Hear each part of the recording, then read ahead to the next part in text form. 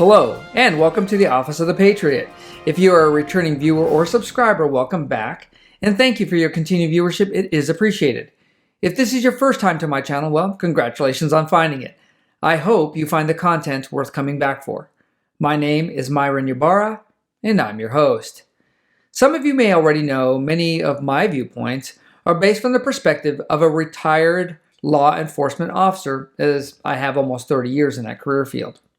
So today, I thought it was prudent to discuss the United States transformation into a police state as a result of the politicization and the weaponization of law enforcement and the Justice Department.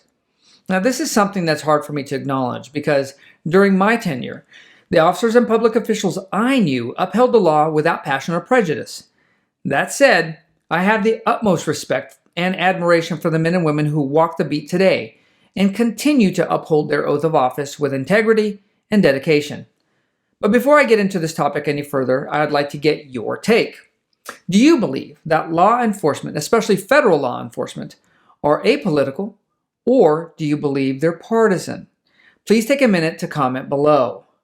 Now, I'm bringing up this topic because of the alleged leak of the potential indictment and arrest of former President Donald Trump by the United States Justice Department and the Manhattan District Attorney's Office to the New York Times, NBC, and other left-leaning news outlets. Now, I'm not going to get into the specifics of the allegation or the alleged indictment that is supposed to be coming down from the Manhattan District Attorney's Office for a couple of reasons. First, it is a fluid situation, and some of the information that's been leaked has already been found to be untrue, such as the date of the arrest.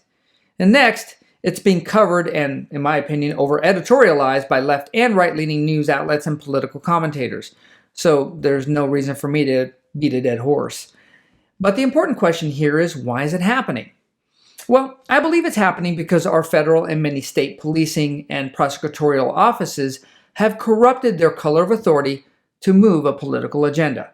What's color of authority? Well, per Black's Law Dictionary, the color of authority is a semblance or presumption of authority sustaining the acts of a public officer, which is derived from his apparent title to the office or from a writ or other process in his hands apparently valid and regular. In lay terms, it's essentially the government's authority given to any agent, officer, or other law enforcement official that maintains the power to investigate, detain, and or arrest. The color of authority has to be supported by an officer's good faith belief and evidence that meets a lawful and established procedure of gathering, processing, and producing, also known as due process, before anyone's liberty can be deprived by government. But as of late, we are seeing our federal government use its law enforcement branches, notably the FBI, DOJ, and ATF, as political Gestapo enforcers for the Democrat Party. Look at the detainees for the January 6, 2020 riot. And no, it wasn't an insurrection, no matter what the talking heads at CNN, MSNBC, or the buffoons in the White House tell you. Many of these pretrial detainees have been sitting in jail awaiting trial for misdemeanor and low-level felony cases where bail wasn't even considered for these people. But it's not just limited to this. The ATF is hard at work for the Democrat Party, outlawing benign firearm components that millions of Americans have had for years, all in the name of saving children. But in reality, it's to disarm the population.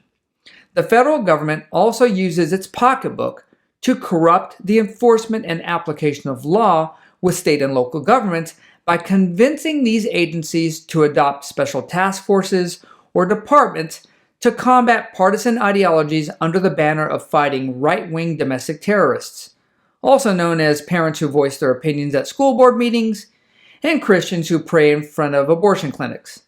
Looks like we all need to be on the lookout for that 105-pound outspoken mother who's angry that her second-grade daughter is being exposed to pornographic material during the school's reading hour. This opposed to catching and holding to account dangerous and violent criminals. If these state and local policing agencies do the federal government's bidding, they get the money. If they don't, they won't.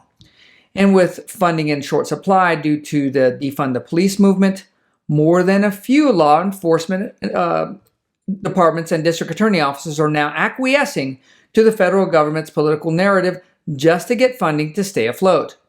We're also seeing a number of leftist political hacks take head law enforcement positions such as chief of police, county sheriffs, and district attorneys because they have no moral issues with not holding criminals accountable.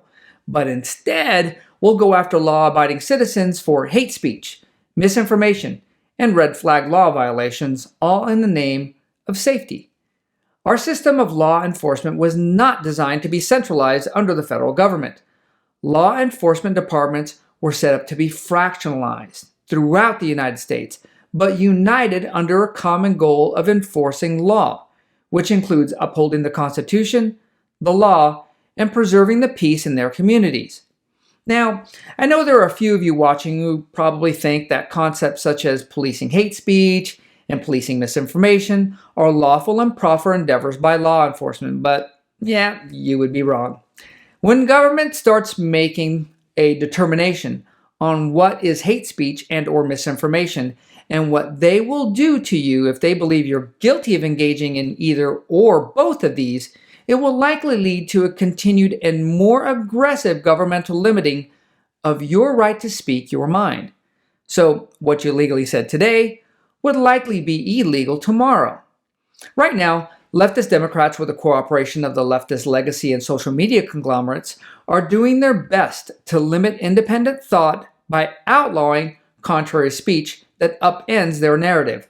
And this, ladies and gentlemen, is why they're pulling out all the stops to discredit and, if allowed, prevent Donald Trump from running in the 2024 presidential election.